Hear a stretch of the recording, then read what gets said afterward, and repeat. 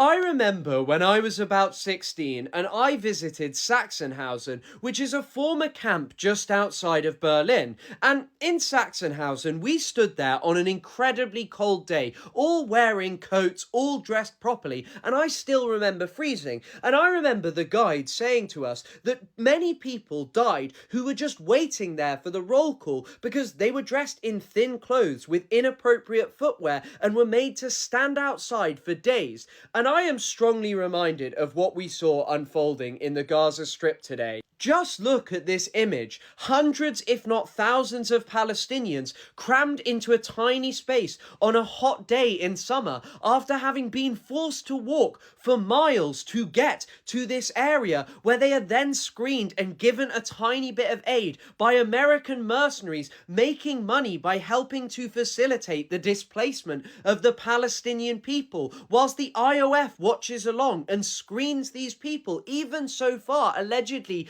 arresting some. And what about all of the people who simply could not make this journey? People who have been disabled by this Israeli bombardment, more than 100,000 people who have been wounded, who can't move, the people from previous Israeli assaults on the Gaza Strip who were disabled by Israel's indiscriminate bombardments, elderly people, people who need constant care. Their carers can't go and collect aid. This is a heinous act being carried out by Israel and its American backers, and it is not coming from the good of these people's hearts. It is coming from the explicit goal of expelling the Palestinians from the Gaza Strip and exterminating their way of life so it can be replaced by Jewish settlement.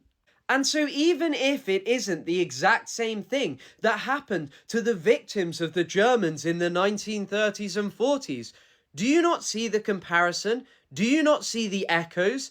This is not humanitarianism. This is people giving a trickle of aid so they can facilitate their plan to exterminate huge numbers of Palestinian people and expel them from their land.